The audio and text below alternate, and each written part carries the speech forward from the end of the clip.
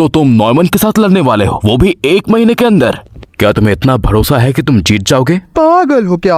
बिल्कुल भी नहीं। वो एक लो लेवल तलवारबाज नाइट है जो कि माना हट स्किल यूज कर सकता है, और मैं तो कुछ भी नहीं हूँ। क्या सोच रहे थे तुम? तुम्हारा दिमाग तो सही है ना? मैं तो उसे काटने ही वाला था अभी। अचानक नॉर्मन को डुएल के लिए चैलेंज करना, मुझे लगा ये वापस पहले जैसे फालतूगिरी कर रहा है, पर यह सब कुछ अलग लग रहा था। इसने ब्रॉन्ज सर को कहकर हमें सेपरेट करवा दिया ताकि वो उससे फाइट ले सके, और फिर इसने सर बार्न को सब्स्टिट्यूट ओवरसियर रखा ताकि सोल्जर्स के वर्क पर निगरानी रख सके, और अब ये कह रहा है कि वो उससे जीत नहीं पाएगा। मुझे तो कुछ समझ नहीं आ रहा, ये कितना गंदा आदमी है।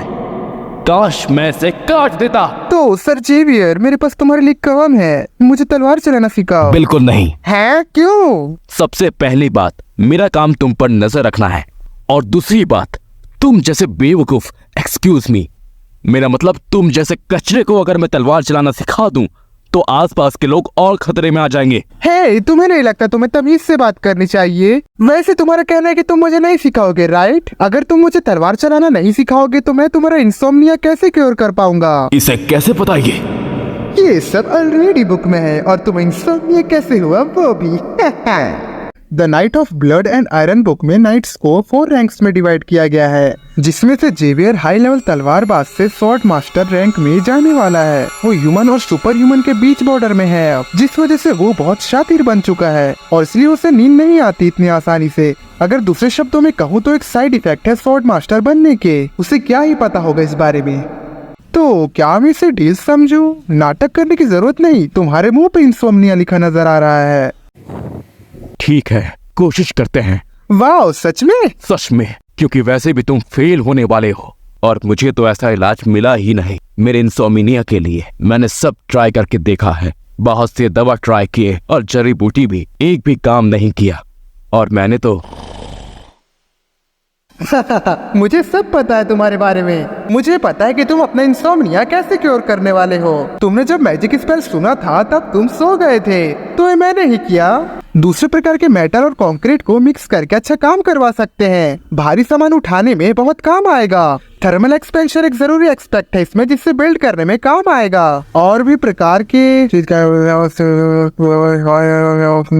मैंने अपने कंक्रीट का टेक्स्ट बुक पढ़ा, जो कि 18 गुना एक मैजिक स्पेल से तो ताकतवर है जो सुलह दे। अब मैं तुम्हारे जैसे तलवारबाजी कर पाऊंगा।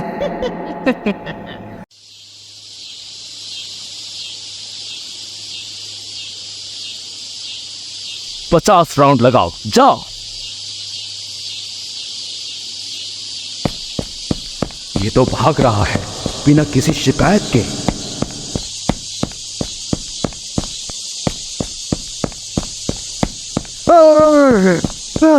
मुझे नहीं पसंद, कुछ स्किल्स तो सिखाओ। तुम्हें लगा मैं नहीं कर पाऊंगा, है ना? तुम्हें लगा मैं तुम्हें मना कर दूंगा? क्यों, सही कहा ना? और फिर तुम कहते मैं नहीं कर पाऊंगा, और फिर तुम मुझे सिखाने से मना कर देते हैं।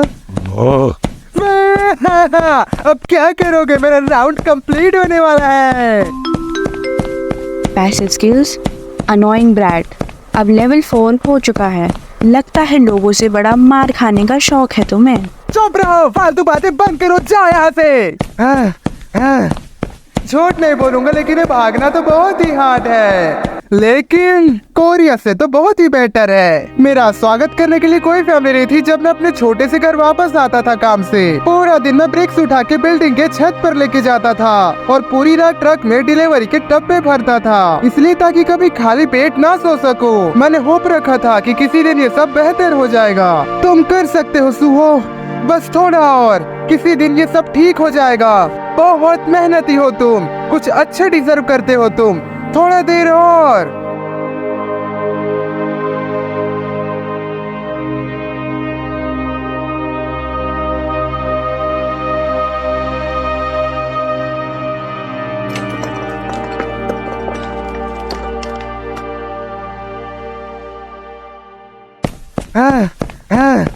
अगर उस दुख दर्द से कंपेयर किया जाए तो ये कुछ भी नहीं। अगर तुम सही में सीखना चाहते हो तो मैं तुम्हें सिखाने को तैयार हूं। मेरी तलवारबाजी। जेवियर के साथ तुम्हारी अप्रूवल रेटिंग 1 पॉइंट से बढ़ चुकी है। तुमने 18 आरपी पॉइंट्स प्राप्त किए हैं की कैरेक्टर से अच्छा रिलेशन रखने पे। यकीन नहीं हो रहा मुझे कि उसने ऐसा कहा। तुम हमारी फैमिली की कई सालों से रक्षा कर रहे हो। मुझे लगा वो सही रास्ते पे आ गया था, पर मैं गलत था। वैसे भी अब मैं डुअल रोक नहीं सकता और उस पर ज़्यादा हार्श मत होना, क्योंकि है तो मेरा बेटा ही। कोई सीरियस इंजरी मत करना, बस उससे इतना पीटना कि उसका दिमाग सही रास्ते पे आ सके। जैसा आप चाहे मेरे लॉर्ड, पर डुअल्स हमेशा वैसे नहीं जाते जैसा हम चाहते हों। अगर मैं उस बेवकूफ़ का सर ही काट दूं और अगर इससे बैरन कोई मुसीबत खड़ी कर दे तो मैं बैरन और उसके वाइफ दोनों को मार दूंगा और ऐसा दिखाऊंगा कि ये सुसाइड था और मेरे प्लान के हिसाब से मैं ये गांव छोड़कर कहीं और चला जाऊंगा। मुझे तो उस बेवकूफ़ को शुक्रिया कहना चाहिए, क्योंकि इससे चीज़ें जल्दी हो रही हैं।